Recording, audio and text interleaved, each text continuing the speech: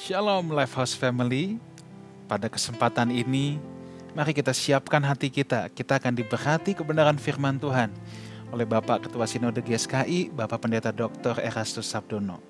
Saya percaya firman Tuhan yang akan dibagikan akan memberkati kita semua, menguatkan, meneguhkan kita. Siapkan hati kita, kita bersatu di dalam doa.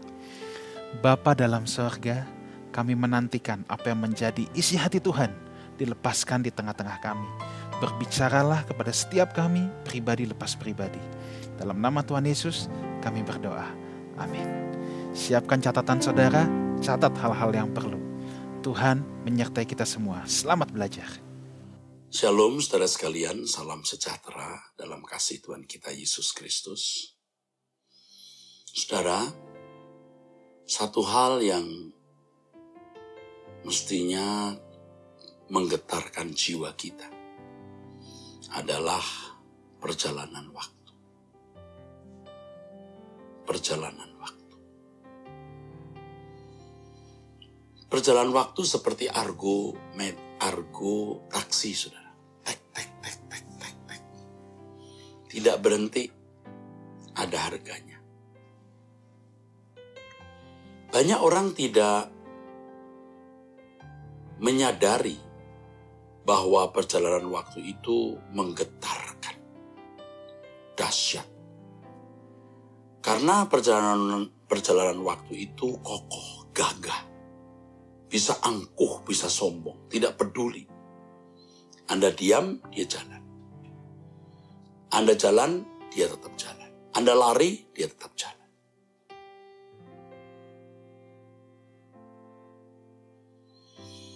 Perjalanan waktu sebenarnya tidak menjadi masalah kalau manusia tidak jatuh dalam dosa. Sebab kalau manusia tidak jatuh dalam dosa, manusia tidak mengalami proses penuaan. Dan kalau manusia tidak mengalami proses penuaan,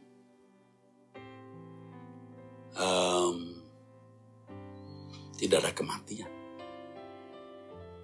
Tetapi kematian pun tidak ada masalah kalau mati itu seperti orang tidur. Atau kematian itu akhir dari perjalanan hidup manusia. Masalahnya, di balik kematian itu ada kehidupan. Kehidupan kekal. Dan sebelum memasuki kehidupan kekal, manusia harus dihakimi. Harus dihakimi. Nah, sebenarnya penghakiman juga tidak menjadi masalah. Bahkan menjadi kesukaan dan kebahagiaan kita kalau kita dalam perjalanan hidup, yaitu dalam perjalanan waktu kita. Kita mengisi hari hidup kita dengan benar. Tetapi kalau tidak, wah, mengerikan, saudara. Mengerikan sekali. Sebab kalau seseorang tidak mengisi hari hidupnya di perjalanan waktu yang dia miliki, tidak mengisi secara benar, tidak mengisi dengan bijaksana, terpisah dari hadirat Allah. Dan jangan main-main dengan keadaan terpisah dari hadirat Allah ini. Jangan main-main, saudara. Jangan main-main dengan fakta terpisah dari hadirat Allah. Itu keadaan yang mengerikan. Keadaan yang mengerikan. Jadi saudaraku, kita ada dalam perjalanan waktu yang gagah, kokoh, bisa angkuh, sombong. Tidak bisa dihentikan. Kecuali nanti kalau Tuhan Yesus datang mengakhiri sejarah dunia, baru perjalanan waktu terhenti. Ya saudaraku. Tetapi ini mengerikan karena perjalanan waktu itu membawa manusia pada proses penuaan menuju kematian. Maka tadi saya katakan seandainya manusia tidak jatuh dalam dosa, perjalanan waktu tidak menjadi masalah. Tetapi karena manusia telah jatuh dalam dosa, manusia mengalami proses penuaan. Dan di ujungnya adalah kematian. Nah, tapi kematian tidak menjadi masalah kalau mati itu seperti orang tidur dan merupakan akhir dari kehidupan. Masalahnya, tubuh manusia bisa mati terkubur tetapi kesadarannya tidak hilang. Di balik kematian ada pengadilan. Nah, sebenarnya pengadilan juga tidak menjadi masalah kalau manusia mengisi hari hidupnya dengan bijaksana. Mengisi hari hidupnya dengan benar. Ya, sehingga pengadilan malah menjadi momentum yang membahagiakan, momentum yang menyukakan, saudara. Momentum yang membahagiakan, momentum yang menyukakan. Nah ini, mestinya, saudara. Ya, tetapi kalau manusia tidak mengisi hari hidupnya dengan baik, ya celaka. Celaka, saudara. Celaka sekali. Mengerikan, saudara. Pengadilan itu mengerikan. Ketika Tuhan ketok palu lalu dinyatakan tidak layak untuk masuk kerajaan surga, itu terpisah dari hadirat Allah selama-lamanya. Jangan main-main. Jangan main-main. Jangan main-main dengan hal ini. Kalau sudah terpisah dari hadirat Allah itu, wah, mengerikan, saudara. Mengerikan sekali. Maka firman Tuhan mengatakan di dalam Matius 10 ayat 28, janganlah kamu takut kepada mereka yang dapat membunuh tubuh. Kalau hanya mati, tubuhnya mati tidak menjadi masalah. Tetapi yang tidak berkuasa membunuh jiwa. Takutlah terutama kepada dia yang berkuasa membinasakan baik jiwa maupun tubuh di dalam neraka. Nah, ini dia. Tidak berkuasa membinasakan baik jiwa maupun tubuh di dalam neraka. Nah, di sini menariknya jiwa dan tubuh. Nah, ini ada kebenaran bahwa manusia itu bukan hanya jiwanya yang masuk neraka, tubuhnya juga ada tubuh kekal tapi masuk neraka. Seperti yang dikatakan dalam Daniel pasal 12, semua orang akan dibangkitkan, sebagian orang menuju kemuliaan kekal, yang lain menuju kehinaan kekal dengan tubuh kekal.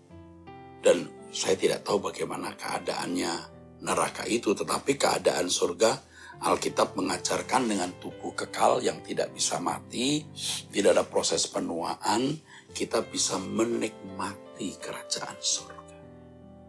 Nah itu luar biasa. Ya, bisa makan, minum, menikmati segala hal yang Allah pernah ciptakan di bumi ini. Ya, makanya kita mau menaruh kerinduan kita di sana. Ya, di bumi ini kita mengalami proses penuaan. Ya, belum tua juga sudah sakit. Kalau sudah tua sakit-sakitan. Ya, kalau sudah tua juga sudah tidak bisa banyak makan. Yang banyak adalah pantangannya. Tragis kan, saudara? Tragis sekali. Tragis sekali. Ya. Belum lagi konflik, perang, bencana alam, pandemi, wabah, dan lain sebagainya. Tidak sedikit kok orang yang hidup di bumi ini dalam penderitaan. Gagal karir, gagal studi, gagal berumah tangga, cacat, dan macam-macam. Makanya kalau saya mengajak saudara untuk fokus langit baru, bumi baru itu bukan tanpa alasan. Bukan karena saya punya obsesi sendiri, itu Alkitab. Pikirkan perkara yang di atas bukan di bumi. Bukan saya orang sakit jiwa yang mau cari hal-hal sensasional, karena firman Tuhan memang mengatakan begitu. Kumpulkan harta di surga bukan di bumi. Pikirkan perkara yang di atas bukan di bumi. Nah, itu kan jelas, saudara. Nah, kembali mengenai perjalanan waktu. Perjalanan waktu itu mengerikan karena manusia harus tunduk, ya tunduk. Dan manusia memiliki durasi waktu yang terbatas. Dalam bahasa Yunaninya hora, durasi waktu yang terbatas.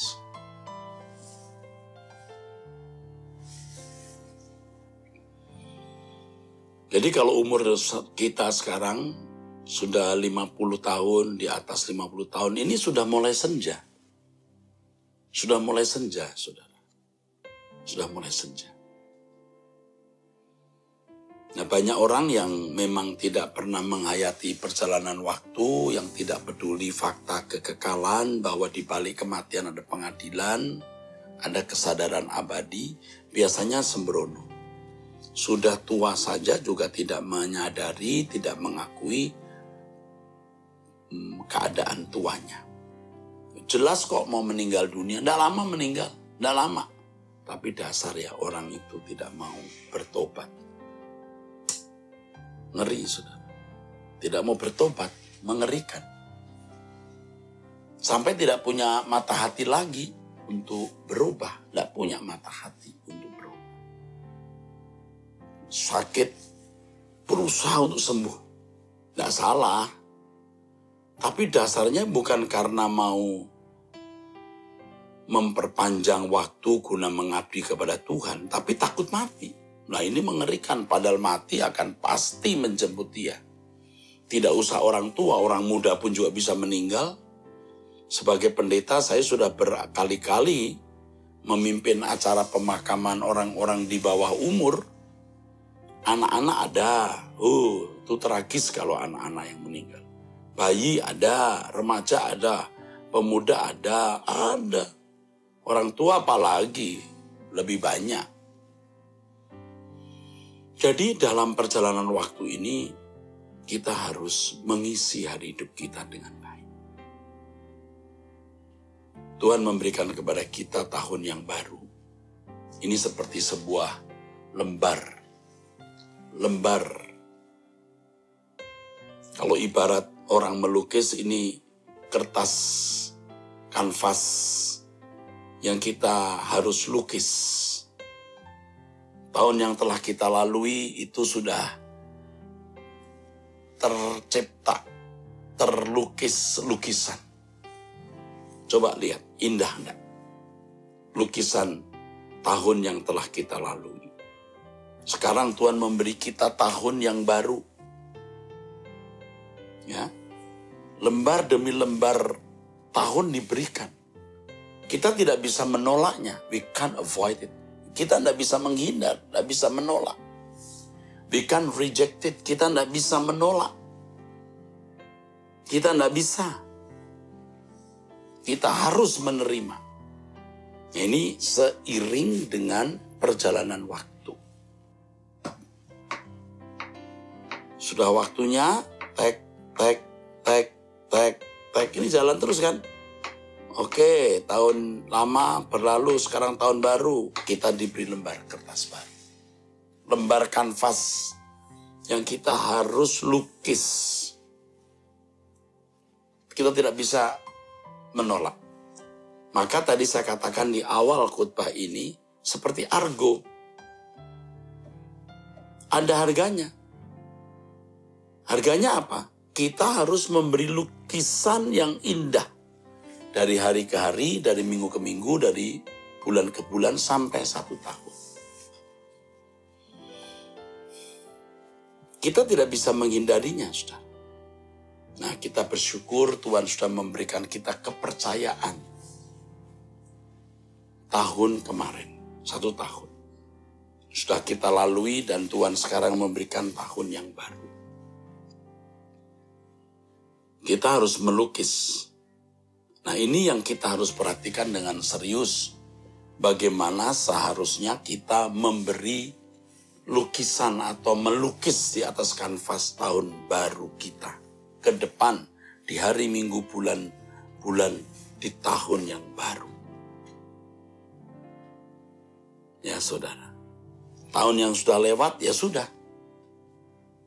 Nanti di pengadilan Tuhan akan dinilai seberapa kita telah, maksud saya, bagaimana lukisan kita di tahun yang sudah kita lalui. Ya sudah. Nah, saudara, banyak orang tidak menyadari bahwa ada harga yang harus dia bayar dalam perjalanan waktu itu. Seperti argometer ya. Argometer itu. Argometer taksi. Tik tik tik tik tik tik tik tik tik tik tik tik tik. Kalau kita banyak uang kan, argometer bunyi tik tik tik tik tik tik tik tik, kita enggak usah lihat. Tapi coba kalau uang kita cekak. Waduh, bunyi tik tik tik tik tik tik. Wah, itu mengerikan. Nah, banyak anak-anak muda karena merasa masih panjang umur hidupnya. Tik tik tik tik tik tik. Ya, dia biarkan masih banyak, tenang, masih jauh. Dia tidak menyadari kalau pembiasaan hidup yang salah itu, bisa menciptakan irama.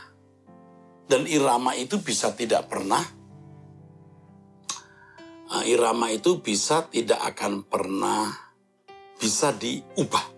Bisa sampai pada titik di mana tidak bisa diubah lagi. Ya. Tek, tek, tek, tek, tek. Oh, masih jauh, kata orang-orang muda. Masih jauh. Ia tidak sungguh-sungguh mencari Tuhan dan memberi lukisan yang indah atas kanvas hari hidupnya atau kanvas tahun umur hidupnya. Padahal lembar kanvasnya itu terbatas loh, saudara. Nanti Anda tidak akan punya kesempatan memperbaiki lukisan. Dan lukisan terakhir itu yang akan nanti diperhadapkan kepada Tuhan. Nah, masalahnya ada. Tidak mungkin kita bisa membuat lukisan yang baik di akhir hidup kita kalau tidak sejak awal kita melukis lukisan yang indah. Jadi Tuhan memberikan kita kesempatan-kesempatan. Ya, itu seperti lembar kanvas. Ya, kita memberikan lukisan yang buruk, Tuhan beri lagi satu lembar. Kalau kita cakap melukis sebelumnya, tahun-tahun sebelumnya kita cakap membuat lukisan, tahun-tahun belakangan pasti lukisannya lebih baik. Nah, saya percaya bahwa kebenaran itu adalah kebenaran paralel. Kalau orang tiap hari main musik, biasa main musik, maka ketika dia di depan audiens, dia sudah biasa main musik. Tidak bisa bergaya semata. Kalau tiap harinya tidak bisa main musik, lalu mau bergaya, tidak bisa. Juga lukisan, tidak bisa. Nah, kebetulan saya suka lukisan, saudara. Dulu ketika waktu masih banyak, dan saya belum memiliki tanggung jawab yang sebesar ini, kita pergi ke Singapura itu untuk melihat lukisan, pameran lukisan. Di satu tempat ya. Wah, luas sekali saudaraku sekalian. Itu lukisan dari seluruh dunia saya kira. Paling banyak kalau tidak salah dari Cina. Berbagai lukisan itu ada. Makanya saya juga memiliki perangkat melukis, saya juga melukis, saudara. Tentu lukisan saya tidak sebaik tukang lukis, karena saya hampir tidak pernah melukis sekarang sudah 5-6 tahun ini, tapi sudah mungkin 8 tahun lebih ya. Tapi 8-10 tahun yang lalu saya masih melukis. Lukisan pakai akrilik. Kalau saya keluar negeri, maksud saya ke luar negeri, saya ke toko lukisan, saya mau melicat cat atau perangkat lukisan. Saya mengerti, walaupun saya bukan pelukis ya, asal buang stres saja melukis. Sebagian lukisan saya sekarang ada di kantor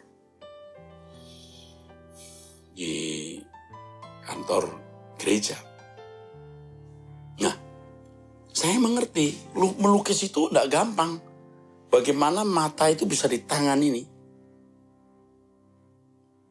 Seperti main musik, tidak mudah. Tangan punya mata. Orang kalau main piano tidak usah melihat ini. Wah, dia sudah tangannya seperti punya mata. Maka orang buta pun bisa main piano. Karena seperti punya mata tangannya. Nah itu kan latihannya bertahun-tahun. Seperti orang melukis juga begitu.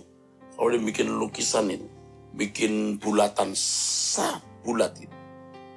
Kalau udah biasa dia bikin bulatan itu bisa bulat sekali. Sementara orang, waduh, nggak bisa. Karena dia harus melatih terus sampai dia bisa membuat bulatan itu ya saudara. Atau melukis. Nah demikian pula dengan kelakuan. Ini paralel. Kita tidak bisa menjadi baik mendadak kalau tahun-tahun panjang yang kita lalui, kita tidak baik. Nggak mungkin. Nah banyak orang-orang yang masih usia muda menganggap karena waktunya masih banyak, dia sembarangan hidup. Dia tidak melatih bagaimana mengalah, bagaimana rendah hati, bagaimana menguasai lidah, bagaimana menguasai emosi, bagaimana mengendalikan nafsu. Berpikir bahwa suatu hari dia akan bisa mengendalikan nafsu, mengatur perkataan, menjaga manner perilaku. Dia pikir bisa. Nggak bisa. Nggak bisa, saudara. Nggak bisa. Makanya setiap lembar yang diberikan, kita menjadi latihan untuk melukis. Melukis hidup kita. Melukis perilaku kita. Makanya ada satu lagu yang saya tulis begini bunyinya. Di lembar hari hidupku, kau ajarku lukis hatimu. Dengan ucapan dalam perbuatan, seperti surat yang terbuka. Begitu, saudara. Nah, kita melukis. Dan tadi sudah saya ingatkan bahwa lembar kanvas hari hidup kita itu terbatas. Tidak bisa kita atur, kita tidak tahu apakah lembar kanvas hari kita hari ini terakhir atau masih ada lembar berikut, kita tidak tahu. Terbatas. Makanya setiap hari ulang tahun itu sebenarnya ada satu aspek, satu dimensi yang sering lolos. Yang sering tidak diperhatikan. Orang hanya memperhatikan puji Tuhan umurnya tambah setahun. Loh, itu kan salah. Begitu you tambah umur, you kurang umur. Secara catatan yang tadinya umurnya 60 jadi 61 tahun. Tapi porsi waktu yang Tuhan berikan itu jadi kurang, saudara. Jadi kurang. Nah, kalau misalnya kita masih memiliki 10 tahun, jadi 10 lembar. Dengan 10 lembar ini, apakah nanti di lukisan terakhir kita bisa membuat lukisan yang bagus? Nah, itu. Ya, begitu. Nah, kalau dulu waktu kita sekolah kadang-kadang ada nakalnya atau bahkan sering ada orang-orang nakal. Tidak pernah mau belajar, giliran mau ulangan baru dia baca dari pagi, sore sampai pagi. Besok ulangan dapat nilai 7, 8 juga. Tapi setelah itu hilang semua. Nah, Anda jangan samakan ini dengan kehidupan. Nah, yang banyak membuat orang Kristen, maksud saya banyak orang Kristen menjadi sesat berpikir ketika memperhatikan penjahat di samping salib Tuhan Yesus. Penjahat di samping salib Tuhan Yesus ini, saudaraku, penjahat di samping salib Tuhan Yesus ini, saudara. Ada yang berkata, kan ada dua penjahat, yang satu berkata, Tuhan ingat aku kalau kau datang sebagai raja. Saat itu juga Tuhan berkata, hari ini kamu bersama dengan aku di Firdaus. Nah, dari peristiwa itu orang berpikir nanti yang penting mau mati baru mau bertobat. Nah, nanti kalau mau mati baru mau bertobat. Saudara harus melihat kisah itu dengan benar. Ini bukan penjahat kriminal, kemungkinan ini penjahat politis. Ya bukan model orang yang memperkosa orang, begitu mencuri, merampok, bukan. Karena dia mengenal siapa Yesus. Dia berkata, ingat aku kalau kau datang sebagai raja. Dia tidak minta supaya dirinya dibawa turun dari salib itu. Seperti penjahat yang satu, penjahat yang jahat itu. Yang berkata, kalau kamu anak Allah turun. Buktikan kamu anak Allah dan suruh dan bawa kami. Turunkan kami juga. Itu kan. Tapi penjahat yang baik berkata, Tuhan ingat aku kalau kau datang sebagai raja. Dia tidak minta diturunkan dari salib. Dan yang luar biasa, dia menegur penjahat yang itu dengan kalimat, kau dan aku ini jahat, tapi orang ini tidak. Dan tentu ini jaraknya tidak singkat, dia bisa berteriak dan orang-orang sekitar itu mendengar. Coba, siapa yang membela Yesus waktu itu? Tidak ada. Murid-muridnya saja ngacir, lari, kabur. Saudaraku, menghindar. Jadi pengecut meninggalkan gurunya. Tetapi penjahat yang baik ini, ya saya pinjam kata baik ya, penjahat kok baik Pak. Ya ini sebutan penjahat dalam Alkitab, penjahat yang baik ini, sebutannya kan penjahat, saya tambahin yang baik. Dia kenal ini raja. Kalau engkau datang sebagai raja, wah ini bukan penjahat. Ini bukan penjahat kriminal, ini penjahat politik karena dia menginginkan kerajaan Mesias. Dan memang pada zaman itu ada orang-orang Yahudi yang menjadi gerilya melawan Roma. Ada yang namanya Yudas orang Zelot, bukan Yudas Iskariot ya. Yudas orang Zelot, salah satu murid Yesus. Zelot itu kelompok orang-orang yang bergerilya melawan kekaisaran Roma untuk memperoleh kemerdekaan. Jadi ini penjahat kriminal ini bisa saja orang Zelot itu, saudara. Nah, saudara jangan berpikir bahwa nanti sebelum meninggal dunia, bertobat lalu diterima di surga. Aduh, saudara, ini salah sekali. Salah, keliru banget. Dan karena kesalahan ini banyak orang menunda untuk belajar mengisi hari hidupnya dengan baik. Coba sekarang kalau usia Anda 30 tahun. Anda masih punya waktu 40 tahun, 40 lembar. Atau 45 lembar. Atau 50 lembar. Anda belajar melukis. Kau ajarku lukis hatimu dengan ucapan dalam perbuatan seperti surat yang terbuka. Ini saudaraku sekalian. Melukis lukisan yang indah. Dan harus dimulai sejak muda. Itulah sebabnya di dalam Efesus pasal 5. Ya. Efesus pasal 5 mengatakan begini. Karena itu, ayat 15. Karena itu perhatikanlah dengan seksama bagaimana kamu hidup. Janganlah seperti orang bebal, tetapi seperti orang arif. Saudaraku, itu kalau kita melihat kitab Efesus ini, ya, pasal 5 ayat 15 ini, perhatikanlah dengan seksama bagaimana kamu hidup. Ini, kalau dalam bahasa aslinya ini, bisa berbunyi pos akribos peripatiete. Artinya perhatikanlah dengan seksama kebiasaanmu, kebiasaan hidupmu. Bagaimana kamu berkebiasaan. Teks aslinya begitu, saudara. Bagaimana kamu berkebiasaan. Itu teks aslinya. Ya, bagaimana kamu berkebiasaan. Kita memiliki durasi 70-80 tahun. Ini namanya hora. Ya, hora. 70-80 tahun.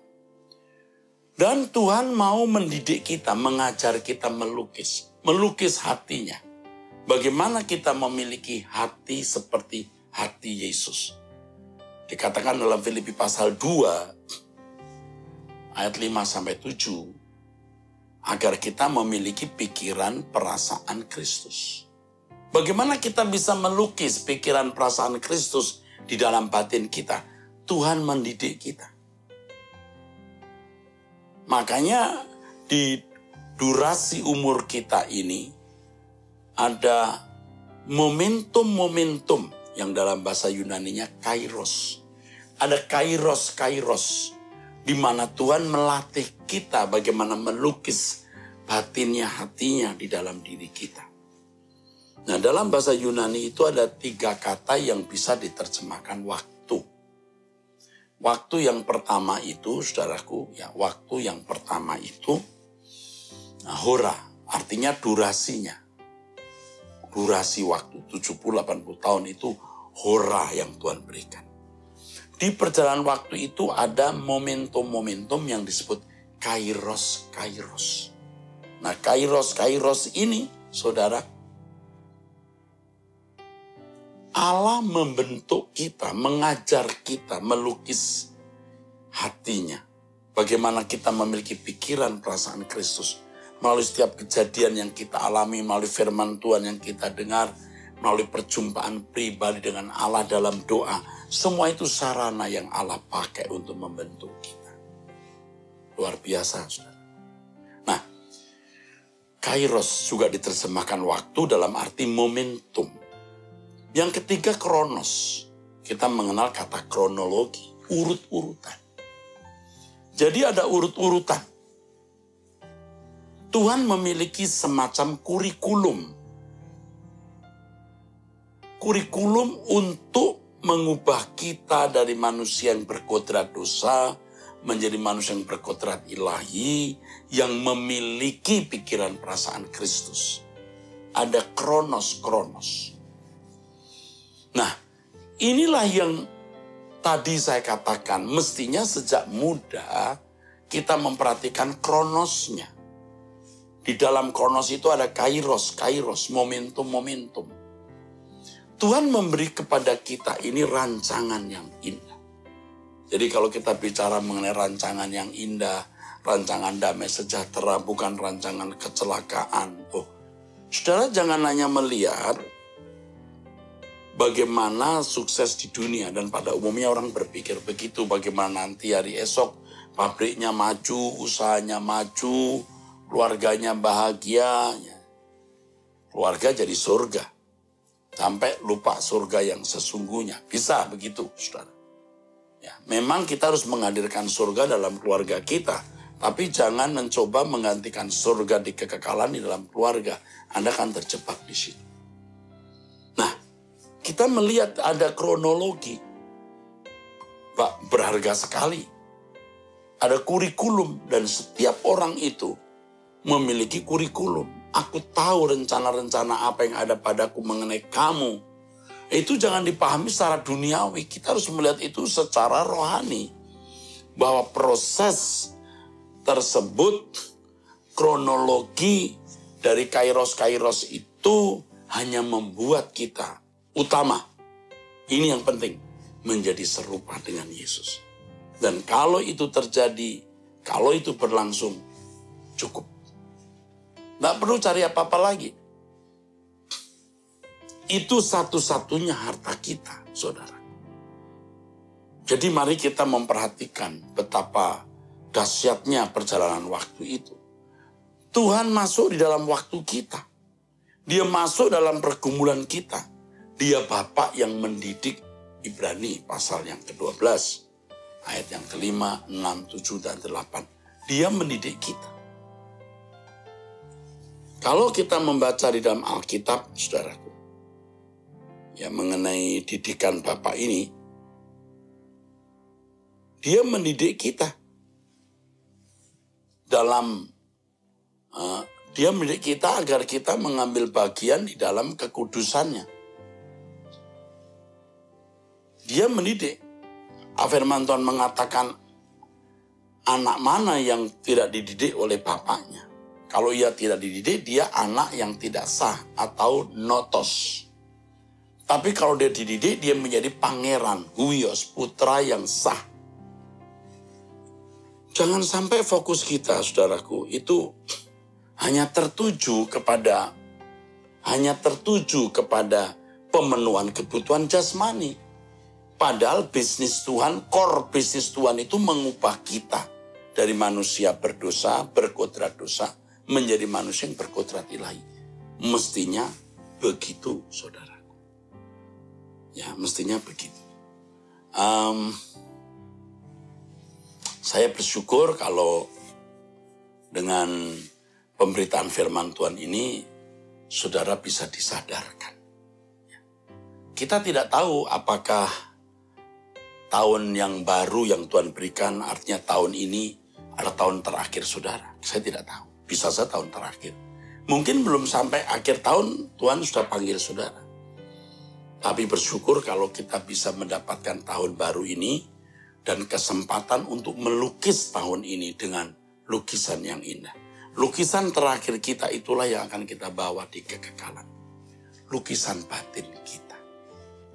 Firman Tuhan mengatakan sekalipun manusia lahiriah kami merosot, makin tua makin merosot, tapi manusia batiniah kami dibaharui dari hari ke hari. Seperti yang saya kemukakan sebelumnya di sini, saudaraku, bahwa kita mau betul-betul bertumbuh, bergumul, supaya kita menjadi manusia sesuai rancangan Allah semula. Dan Allah cakap membuat kurikulum, bagaimana mengizinkan kejadian demi kejadian kita alami, yang di dalamnya Tuhan mau mengubah kita menjadi segambar dan serupa dengan Kristus. Jadi semua kejadian-kejadian itu bukan kecelakaan, bukan bencana. Dan jangan memandangnya bahwa itu adalah musibah yang membuat hidup saudara dirugikan. Itu berkat kekal, itu berkat abadi. Nah, jangan melihat hanya 1 tahun, lembar 1 tahun. Lembar 1 tahun kita yang terdiri dari 360 hari ada lembar-lembar. 1 hari kita dapat 1 lembar. 1 hari kita dapat 1 lembar. 1 hari kita dapat 1 lembar. Jadi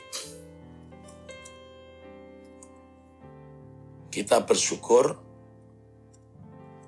bahwa Tuhan mau kita memiliki satu kewaspadaan untuk setiap hari menjadi hari yang berharga bagi kita. Ya. Jadi setiap hari Tuhan memberi kita 1 lembar, sudah lewat, baru kita bilang call it a day. Call it a day. Katakan ini 1 hari. Besok lagi, call it a day. Besok lagi, call it a day. Call it a day. Jadi tiap hari kita menyebutnya 1 hari 1 lukisan. 1 lukisan diakumulasi menjadi 1 lukisan selama 1 tahun. Ya saudaraku, dan ingat lukisan terakhir ini lukisan yang akan kita bawa di kekekalan. Indahnya lukisan yang terakhir ini tergantung dari lukisan-lukisan yang kita buat pada tahun-tahun sebelumnya. Nah sekarang, sebelum kita dipanggil Tuhan, kita ditelanjangi di depan umum, kita membawa dulu lukisan kita di hadapan Allah. Ibaratnya kita mau mendapatkan rapot bayangan, ngintip lukisan kita di mata Tuhan bagaimana. Selidiki aku ya Tuhan, periksa hidupku ya Tuhan. Ayo kita serius itu. Selidiki aku, periksa hidupku. Kalau aku berkeadaan tidak sesuai dengan apa yang kau kehendaki. Jadi setiap hari kita memandangnya sebagai hari yang berharga. Karena setiap hari ada tanggung jawab yang harus kita penuhi dalam melukis kehidupan sesuai dengan yang Allah kehendaki. Ada perjalanan waktu seperti argometer taksi. Ada harga yang harus kita bayar. Dan membayarnya adalah hidup di dalam keberkenanan Allah. Membuat lukisan seperti yang Allah kehendaki, Allah inginkan. Demikianlah pemberitaan firman Tuhan, saudaraku sekalian. Saya selaku Ketua Sinode Gereja Suara Kebenaran Injil mau menyampaikan satu pernyataan.